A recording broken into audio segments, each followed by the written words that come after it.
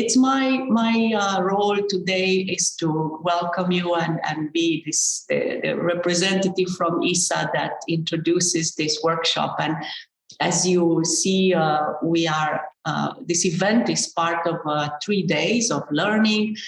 Last year, we had a successful, we think, event of ISSA Connects, and we decided to do it again. And this time, we divided ISSA Connects for learning and ISSA Connects for community. The community event will be at the end of the month. So for the ISSA Connects for learning, we tried very hard to find topics that we thought would be really useful for our members, for our partners and friends from around the world who join us. These events are not only for our members, but also for partners from other regional networks. So we chose, of course, topics related to early childhood, but we felt it is very important to choose a topic related to organizational development, and in this case, organizational resilience. And that's because we, in our mission on behalf of young children, we are also in an organization, and we need to keep that organization strong and healthy so that we can pursue our mission, so that we can do our job. So if I think of an organizational strength, or organization development or resilience, there is this comparison that comes to my mind. You know, when we used to be in airplanes long time ago, and boarding an airplane, the air hostesses would say, in case of emergency, first put on your own mask and then put on other people's masks. So I feel the same way, that if we are not investing, taking care of our own organization, we won't be in a position to help others. So that's why we felt it is important to give some attention also to this topic. And in these days, of course, resiliency is very important for individuals, but also for organizations in these challenging and fast changing times. So what we did actually is for this week, the ISSA Connects for Learning, we turned to our members and asked members who would like to offer various workshops. So we knew about the colleagues from Hungary, our member organization, Partners Hungary. They will introduce themselves. And we knew that part of their network, they have this very solid framework for organization resilience. And we invited them to deliver this workshop. So we are all very curious and very eager. And this is why we're here. So this event is a little bit longer than yesterday, because we really, normally I'm sure they give these trainings for a much longer time, but we asked them to condense in a workshop of 3 hours. So we very much hope you stay the whole time, because there will be also group work and practical work. So we have the highest anticipation right now. And without further ado, I will pass on now to, before I pass on to them, just a quick run through how we run these meetings. And I'm sure you in your organization do the same. We all have now a lot of experience with online events. So we kindly ask you to stay present, but stay on mute when you're not speaking. And when you are taking the mic, try to be concise, so we give more people the chance to share. We also continue to stay warm and kind to each other. It's not easy with the times we're living, but also to be, these online events can be very tiring. So let's be caring with each other, but also engaged. So we ask you to not be shy and to share your dilemmas, your questions, especially when we will look at practical work. And we will, as you know, record and share. We will share this with those who couldn't attend, and maybe you yourself would like to rewatch parts of the workshop. So these are our ground rules, and we welcome your participation. Maybe more colleagues will join. So over to Flora and János now to get us started. Thank you, Liana.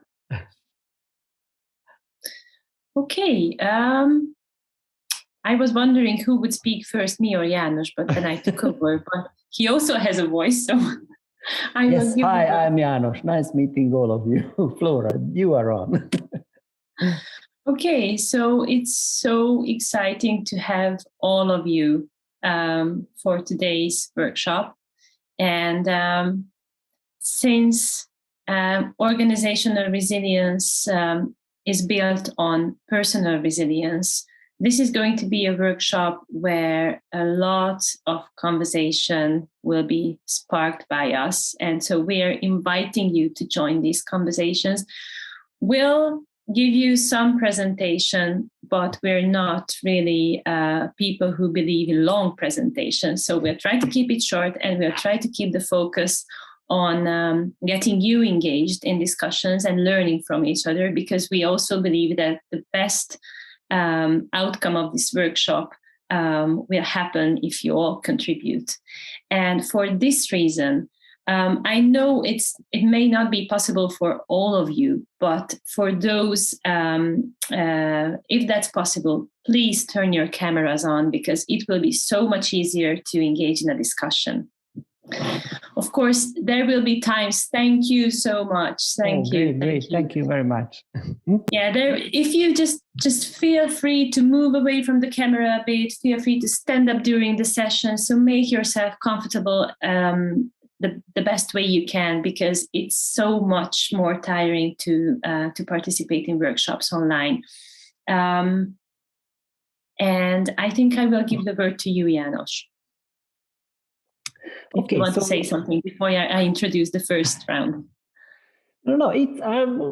I'm fine with that. We are doing this workshop. We were focusing on a workshop, which means I just want to underline it, that it's a lot of discussion of yours. So we will have a lot of small group sessions, and then you will discuss about things. You will share things, and then we will share little things here in the big room. But it will be more about being in smaller groups and seeing what you think, what you know about resiliency.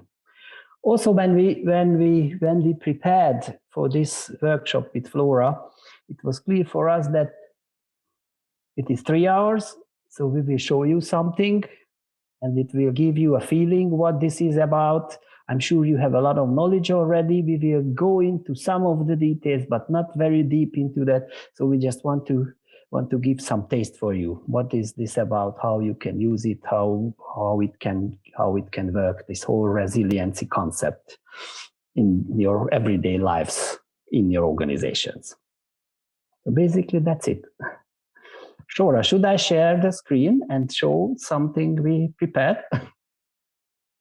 We can do that, or yeah, why not? Okay.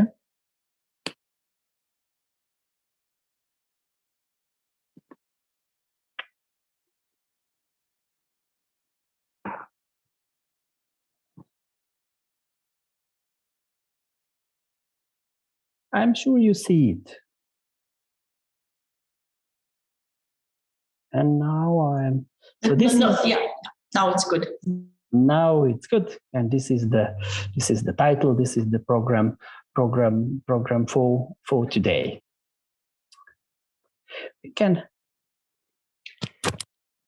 I can tell you something about this. So this is going to be basically the structure of ours for today.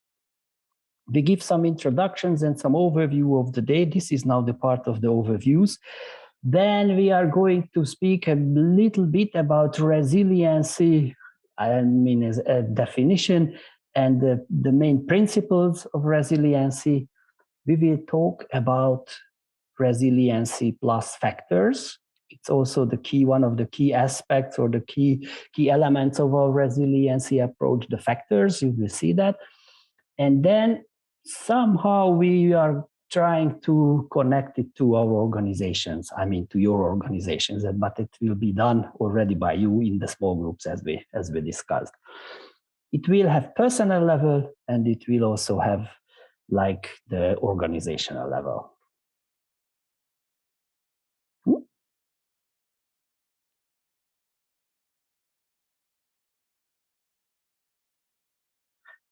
I'm muted. Okay, I'm not anymore. So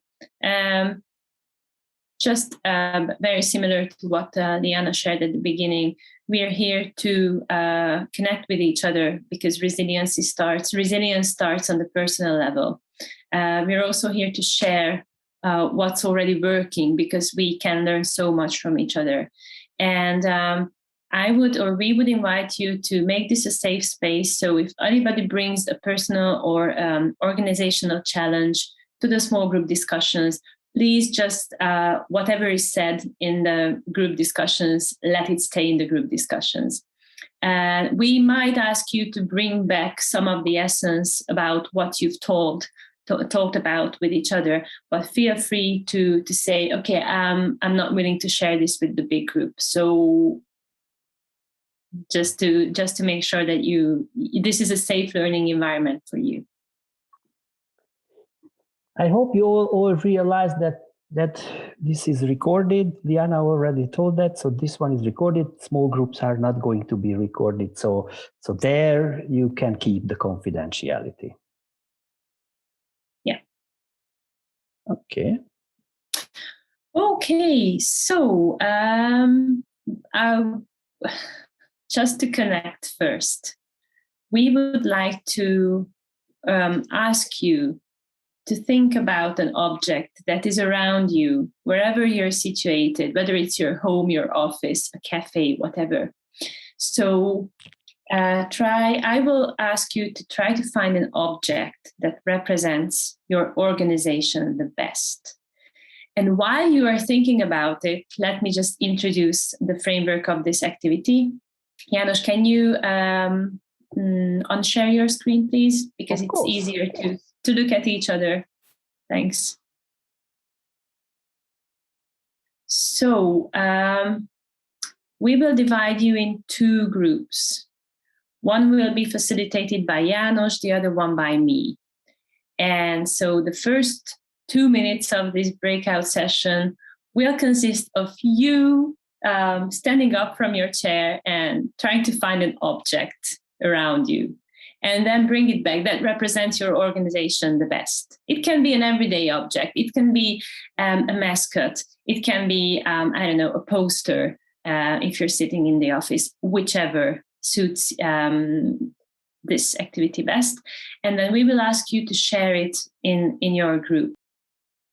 What we were planning next, we show you something, some basic definitions about resiliency and some basic concepts about resiliency. We share our screen and a little bit of Flora and a little bit of me. You will listen to us now with the presentation.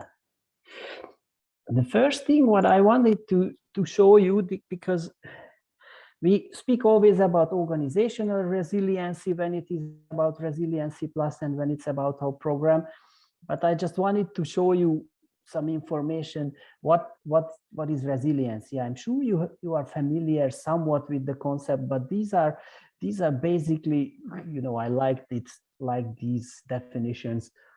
The ability of a substance or object to spring back into shape. I think it's a very, very technical description of what resiliency is. But when we go to the humans, when we go to people, then this capacity to recover quickly from difficulties, toughness. So this is what they always mention when we speak about resiliency. And I liked very much the third sentence, that when we speak about resiliency, then you should not imagine that as a trampoline, when you just jump in, you are deep down and then hop, suddenly you are up. So it would be nice, but it's not like that. It is more like climbing a mountain without a trail map. So you have to go up, you have to dedicate time and energy to that, and you need the help of the others usually. So that's how this whole thing works. So it is more of a process, and that's how you come out of the difficult situations. I put it here, this fourth element as well, because I think it's also important when we speak about difficult situations and surviving that, growing and improving.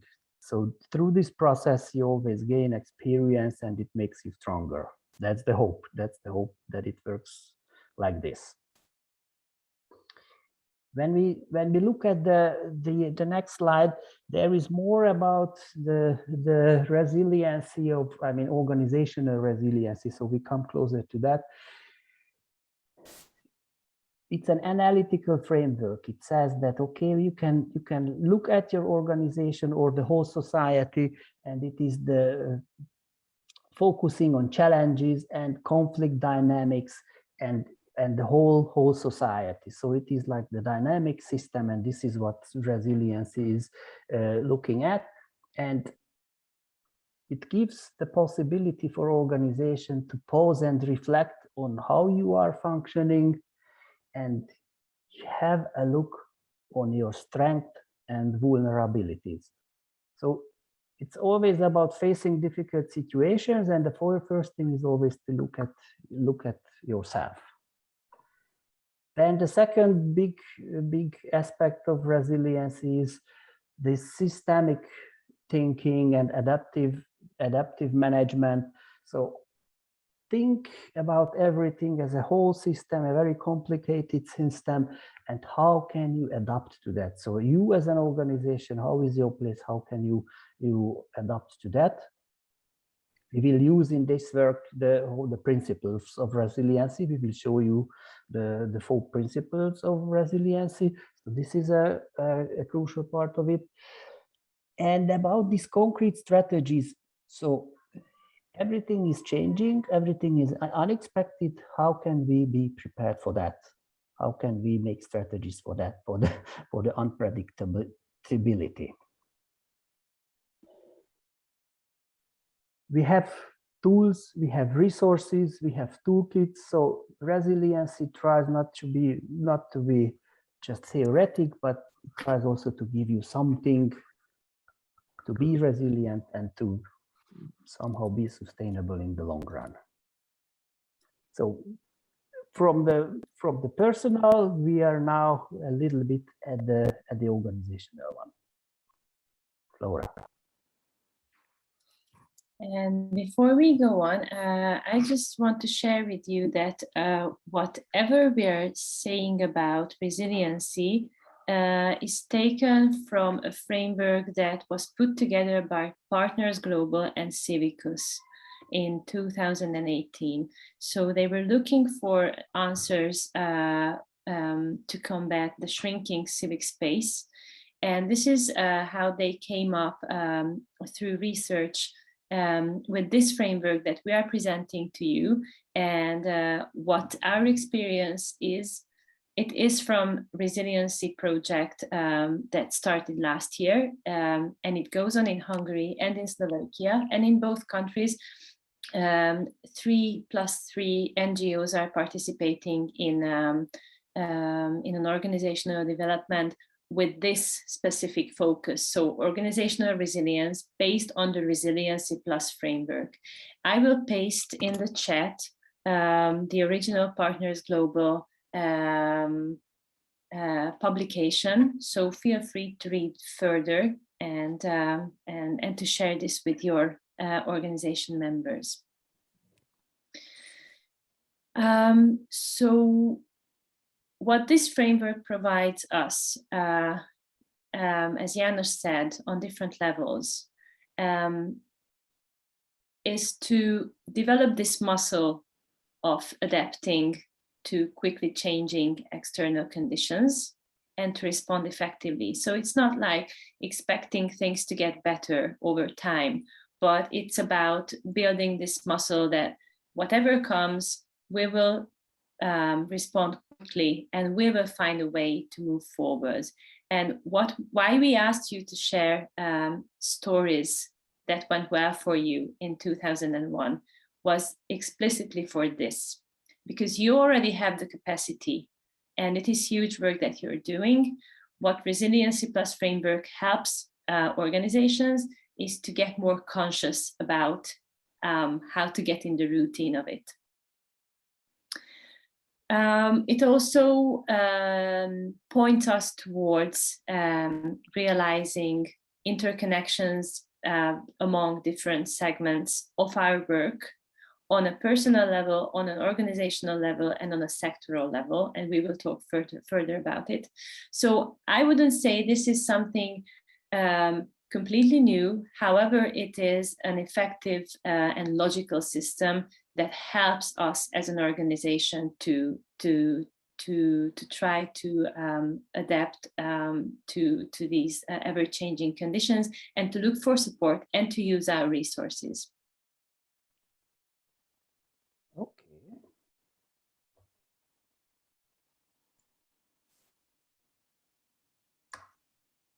Here. I pressed several buttons and I found the right one. So this is now the next slide, because we said to you that whenever we come to our Resiliency Plus project developed by Partners Global, there they found these 4 principles. They are the interesting and important parts of it.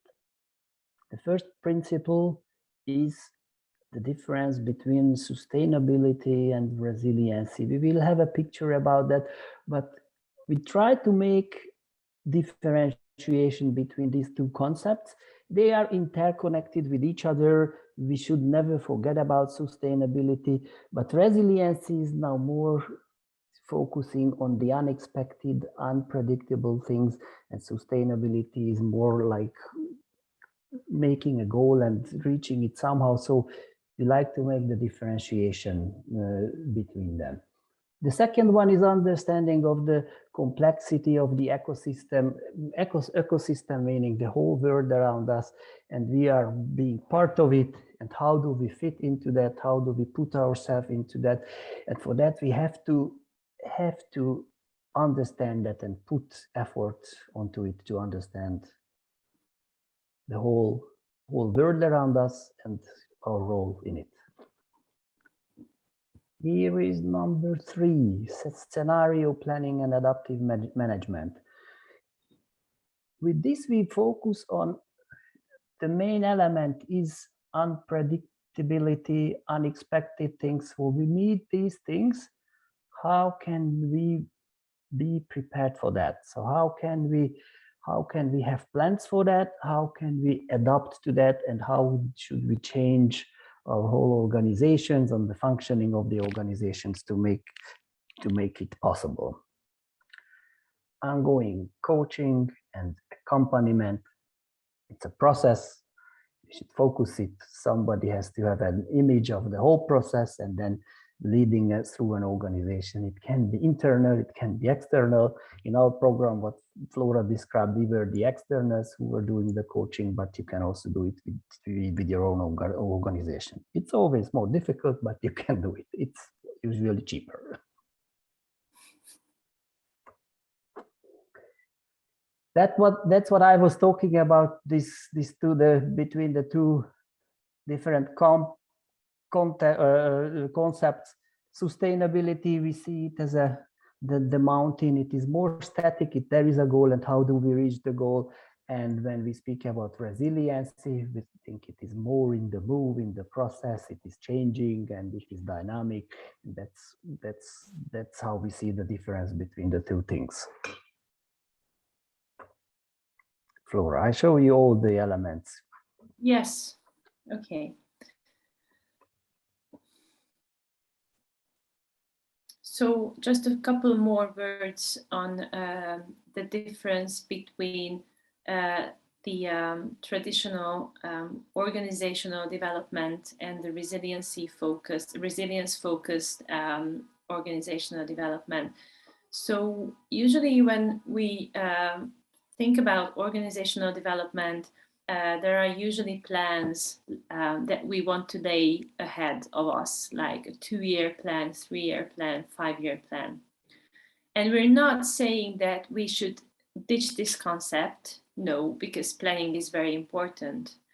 What is different, however, in the case of resilience-focused organizational development is that we're more doing skill building. So we're looking at the resilience factors that we've already mentioned a couple of times, and you might be wondering what they are. We're going to show you in a couple of minutes.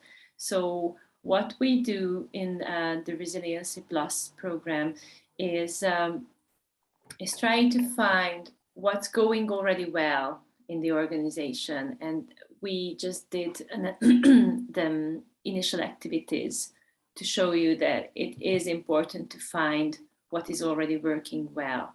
Then also find the roadblocks, like where are our areas for development and what can be done on the short term. That means in 2 to 6 month timeline to enhance it a bit. So we're thinking on the shorter terms here in order to be able to think on the long term as well. And whenever we're trying to identify what's working where and where are the challenges, we're also preparing to try and anticipate the challenges that are upcoming so that we're not left unprepared.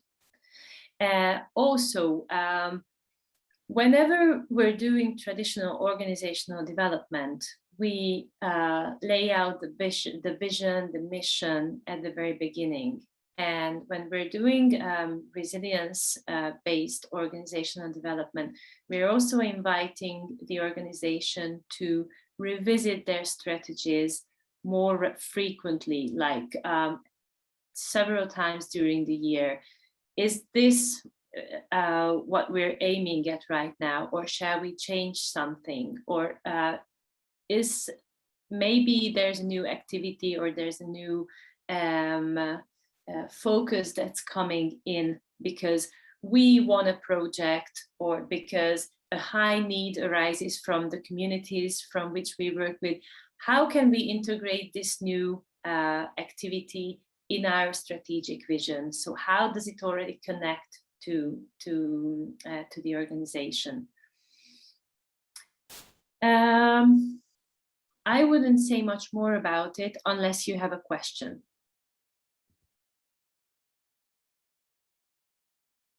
If not at this point, then just feel free to put your questions in the chat and we'll find time to answer that as well. Okay. So what, yeah, oh, that's you. There is no star on the Come slide. on, don't tell all our secrets to the purpose. We just wanted to show you how this resiliency process looks in our program when we designed it with partners global together. And basically it has these four major steps. The first is the so-called ROCKS assessment. It has a very nice name, but it is an abbreviation of a questionnaire. And as the first step, we always look at an organization with a questionnaire. It is not one questionnaire, it is several questionnaires filled out by the members, and it gives us a good picture. How do they see the organization together? There are these resiliency factors. They will come later today. In the second part, you will see them. These are basics for that, and then we see at an organization through these factors. So it's an analytical work with the organization. Then the second one is also we have to analyze the surrounding environment around us. How does that look? How does it influence us? Where are we in the system? What the system needs? How does it look like? What are the challenges? What are the threats coming from outside? So it is done with the organizations together. If you are not external, if you do it for your organization, then you do it, but it's also an important part. How does it look? Where are our possibilities? Where are our resources? Then it comes the resiliency roadmap. We usually say that when you want to change something in your organization, it's good if you can select something and change something. not the whole system, not the whole organization. So what we don't want to put everything upside down and change all the organizations, because then we feel it is very, very difficult for organizations. So whenever we work with one, we select some of the areas, some of the factors, and then we do a plan along that wish, where they want to change, where they want to have the change. And that's the resiliency roadmap. We do it with the organization, and it is, this very, very precise step-by-step method. Okay, how do you gonna change? What are you going to focus in that development process? And then it comes, as we said, it is always mentored, the whole process. It is a process and it is mentored. So we have a roadmap, and then we implement the roadmap. That's step number 4. So this is how it looks like, the whole system. I think this is our last slide before the exercise. Flora. Okay. So there is the star, you see? Yes. Yeah, our big secret is that for the sake of simplicity, we divided the slides between ourselves with János, marking them with a star where I talk, and unmarked are the slides that János are talking about. So now you know everything about our backstage work. And so we have already mentioned before that there is no organizational resilience without personal resilience. And whenever we're working with organizations, but it's also useful for you as participants of this one-time workshops, is to think about what are the factors that contribute to my personal resilience. What are the factors that contribute to the organizational resilience? Where are the areas of the development? These 2 sectors are where we have the most impact and the most area for action or agency. However, it is also important to look at what would be necessary to improve the resilience of the whole civic sector, and also what it means in terms of the society, the community, the national culture, or even the regional culture that we operate in. It is important to look at the broad picture also, because this is how, if we ask these questions to ourselves, this is how we are going to be able to build more legitimacy for our work.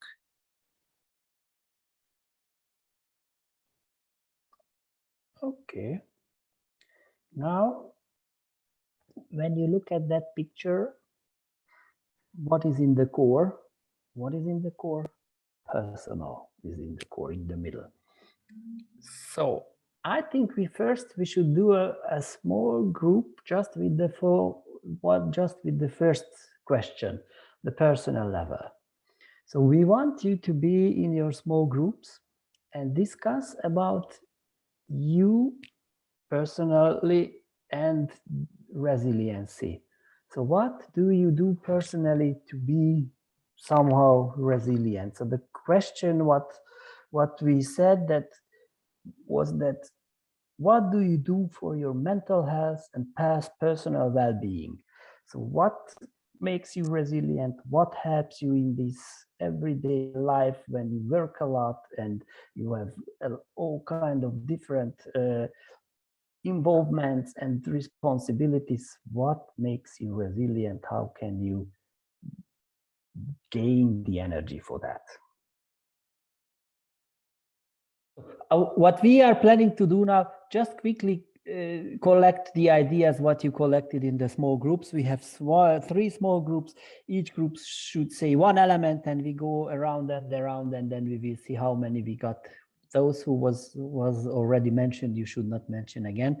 And my hope is that Flora is recording it somehow. I mean, making the notes and you can see it. Yes, I will share my screen and put the notes on a whiteboard. Put it on the whiteboard. And then, so I'm going to ask the room number 1. Daniela Gula-Brossi, you were in that group. Just say one thing, what you came up with. Do you think is important for sectoral resiliency? Very important is investing and maintaining people, human resources. So investing in human resources, great. Room number 2, Muhammad, Varsha, that's your group.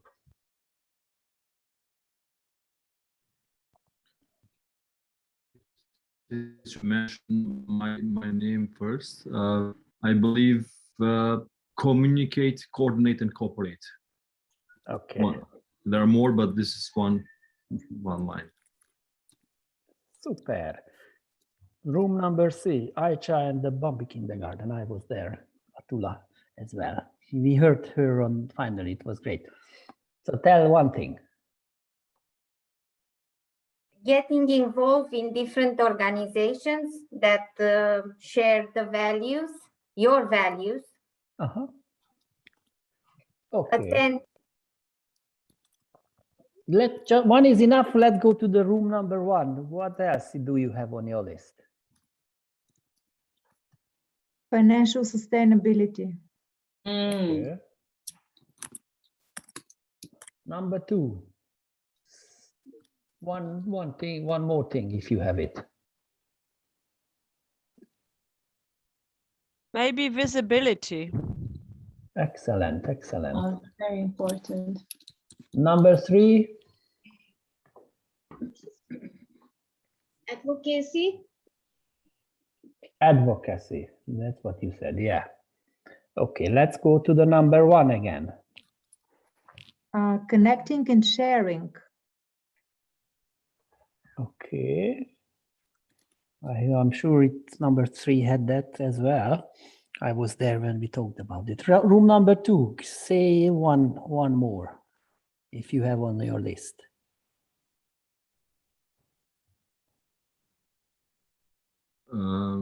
Define clear objectives and goals. For your organization, you mean? For your... Yes, for your own, because then you know what you're going to do. But we are now more on the sectoral level, but it's fine. Okay, even the organizations should have clear goals that it helps the sector as well. I don't want to. I can elaborate more because each of us should have clear. Because then I will know to whom to approach. If I know an NGO works with human rights, I know which NGO works on that, and I will approach that organization. Okay, because great, now great. everyone does everything. Okay, so it is clear goals and it should be visible, then it helps. So you combine the two. Yeah, excellent, excellent. Who is now number 3 is coming? Yeah. Us. Do you still have something what we did not discuss yet? Number 3, we were number 3, right? Yes. Yes. Yeah. I have one addition actually. Networks, establishing networks and partnerships. Yeah. Okay. Okay, room number 1. Select now the most important one. Each of you, just to say one more, each of you what you still have on the list and is very important, and then we can finish this round. Openness. Openness, okay. Number 2.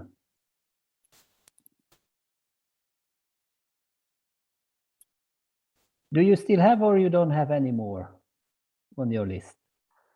You don't have to.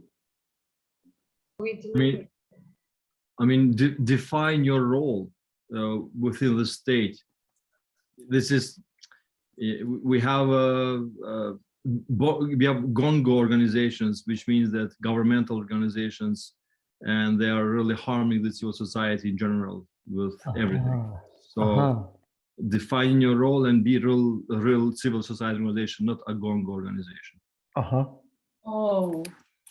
You call it GONG, governmental NGO. Go NGO, Gongo. Oh, we have that. We have that. And number 3, tell one more thing, what you have on your list. If you have.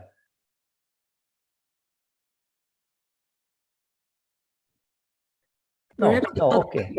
Perhaps Atula had something? We couldn't.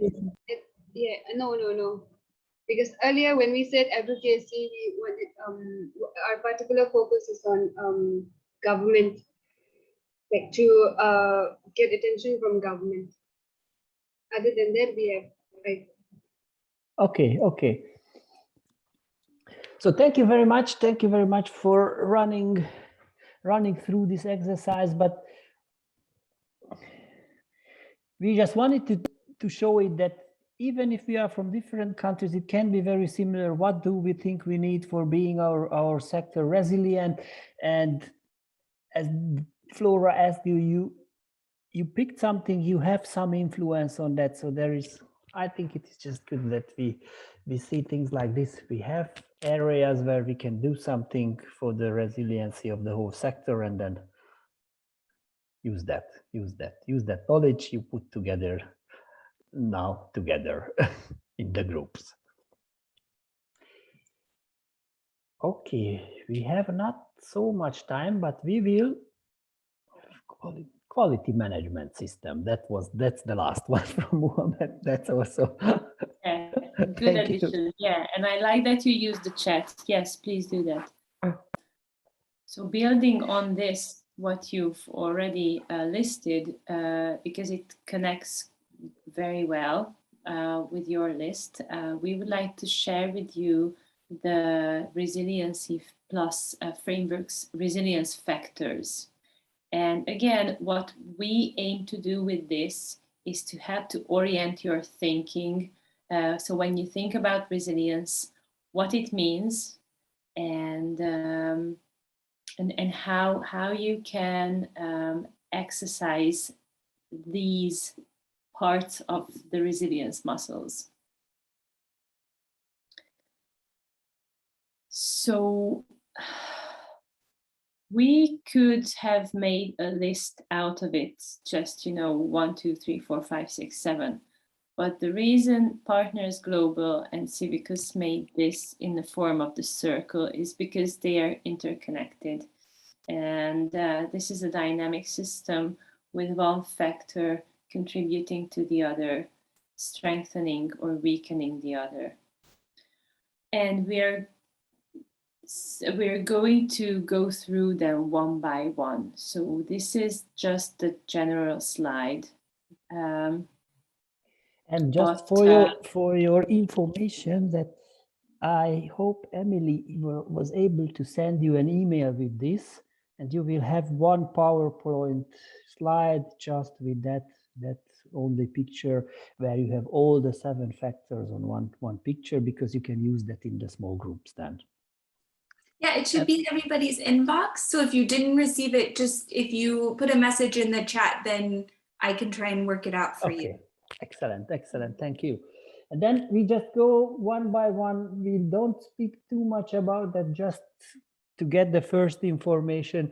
So 7 resiliency factor. This is very important when you look at your own organization, or any organization, when we want to work with them and to go into the path of the resiliency. Situational awareness is the first sector. We already spoke about that. Know the area where you are working in it, analyze it, external threats, internal vulnerabilities, and think in terms of systems, and that's what it's going to help your organization to be resilient. Flora, can I go to the next? Please. Okay, so what resilience is about is embracing uncertainty, not meaning that we always have to be joyful about it. It's just acknowledging that there's not going to be any better time, or maybe, this is periodical. Sometimes will be harder, some will be easier, but whichever tide comes, we have it in mind that we have to be present with a mindset that we are going to prepare for what's coming, and we have our resources listed, and we have our areas for development in our head, keeping in mind that whatever changes, we can adapt to them in the light of these pieces of information. This can only happen if we as individuals find our resources. And although it can be a bit strange that we're doing small group sessions in an international group where maybe not too many people know each other, but and asking about your internal or external resources, what recharges you, what helps you be more resilient. But this is something that we really wanted to make explicit, that there is no organizational resilience without personal resilience. Excellent. We have number 3. This number 3 is, again, we have talked about that. Looking at your organization and the adaptive capacity, you should work on that, and it should be as high as possible. So you should prepare your organization for the unknown. And it is probably a little bit contradictory, but that's the thing. You should think of what unexpected can happen and how are you going to be prepared for that. And the main tools for that is this adaptive leadership, flexible governance, and contingency planning.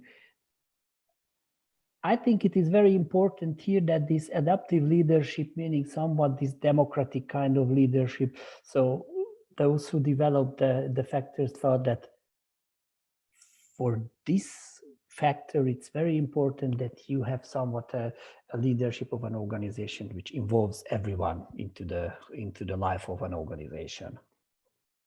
And also, maybe if we can give an example, we said that we were working with 3 NGOs in Hungary. And for example, one of the questions that were raised in the questionnaire, the ROCS assessment in the first phase was, do you have a succession plan for your organization?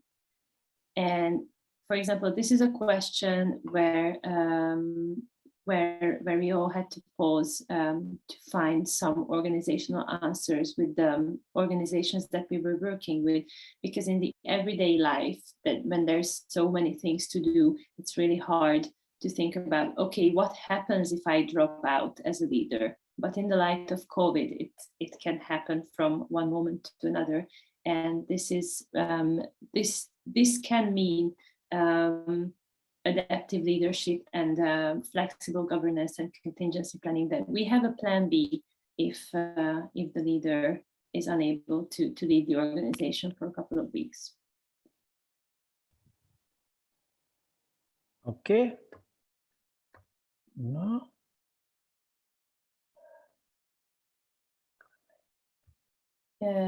That's it, Laura. I went too far. Thank you. Okay. So to have an entrepreneurial mindset as an NGO, I don't know how easy it is for you, but for example, for us, it's hard to take that mindset, because we're, so when we think about ourselves, we're trying to support communities. We do a lot of grant writing and we rely on donors. However, we are aware that this cannot be our only revenue. So in order for that, we need to open for the market. How hard is that? Please raise your hand if you're with us. Thanks. Yeah, so developing an entrepreneurial mindset is really flexing a resilience muscle, and it takes time. And just by keeping this subject on the table helps us acknowledge that, yes, we're a benevolent organization trying to support communities in need, but we also need to think about in terms of what services we can offer to individuals, to other NGOs, to other organizations, to build sustainable revenue. Okay.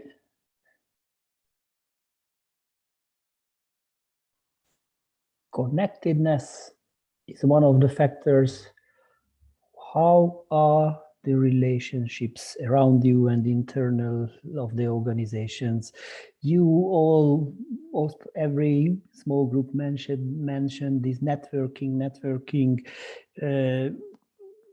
approach. So this is crucial, I think, in the lives of the NGO sector and of the single organizations. So that's what it contains. This active solidarity is also one of the strengths of our sector, that we can be solidar with the other NGOs, other people. So it's also part of this factor. And the shared values in Bulgaria from the kindergarten, Bombi kindergarten, you mentioned that finding those who share your values. So this is all in here. Connectedness gives you a stronger and more resilient organization. And just again, to give a concrete example, because I think it was great in our process with one of the organizations. One of the organization works in education, and they are an organization whose members are other organizations working for education. And one of them focuses on autistic children. One of them focuses on supporting parents when choosing the right school for their child. And what they said, that during this process, they realized that they needed to make a resource map with all the members, like who can do what, including the what languages we speak and what languages are we operational in. And by the time they did that, and they also started to use a project management software, which is free, just listing the resources and listing the tasks, and this helped them to connect the task to the owners. And with the help of this, they said that they really now are able to use their knowledge and resources in a better and effective way.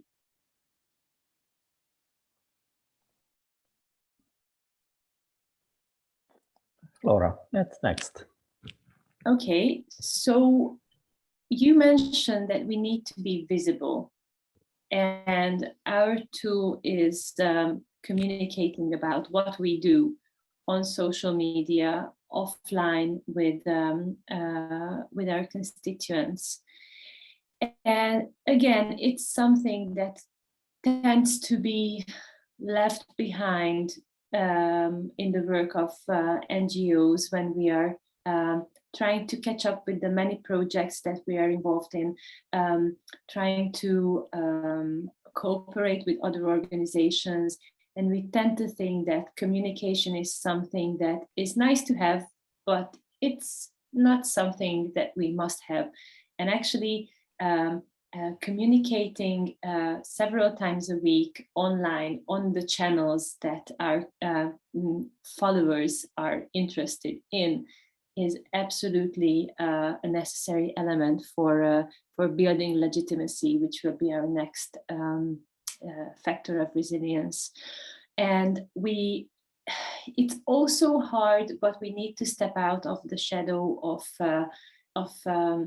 us being just experts, and we need to engage with the narratives of the people that we are working with, and sharing stories, sharing the whole process, and showing that it's not easy, and then we have our ups or downs, but it's very important to keep our audience engaged at all times. Sometimes it means that we have to give up strategies that we're using that were not working. For example, we as Partners Hungary just recently started to make videos of our field work with Roma integration. And we knew that this had to be done for a long time, but at last we started doing it, and now we see how many people are interested in what we do. So it means that we need to adapt new technologies, even those that we once tried and didn't work, but maybe it's worth trying them again. We just created a fundraising web account in one of the fundraising websites in Hungary. And without any advertisements, very, very small grants started to come in, but we didn't even expect that. So that's something that taught us not to be afraid to re-engage and try again something that didn't work before. Okay. And when it is about factors, this is the last one. Legitimacy, transparency towards everybody. So we believe in that. We believe in that, and we think it is very important, the transparency of your organization whenever it comes to the resiliency and developing your organizations into that directions, working with the factors. I think this is something crucial, and you should focus on that. This gives you credibility, and then you can do all the other things what we just spoke about that. So these are the seven factors of the resiliency of a civil society. And we have our last exercise. Looking at the time, it will be like a 10-minute small group exercise. Flora is going to tell you, as I see. So we will come together tomorrow, same time, shorter this time. And we invite you to register if you haven't done it already. We will look at the impact of the pandemic on the earlier settings. And there has been a report released where some of our members are authors. So there will be a panel and again, opportunity to share and learn from each other. So we hope you will join us and stay tuned to follow us, sign up to our newsletters. Of course, if you're members, you get the member updates and you will see on our social media. Actually, we try to follow that framework, that factor in the framework to communicate more intentionally, and our communications colleagues are really doing their best. So follow us on social media and you will stay up to date on what else we can offer. And yeah, we will continue to connect. So we look forward to see you, if not tomorrow, then at another event. And stay well, stay resilient, and a warm thank you to everyone.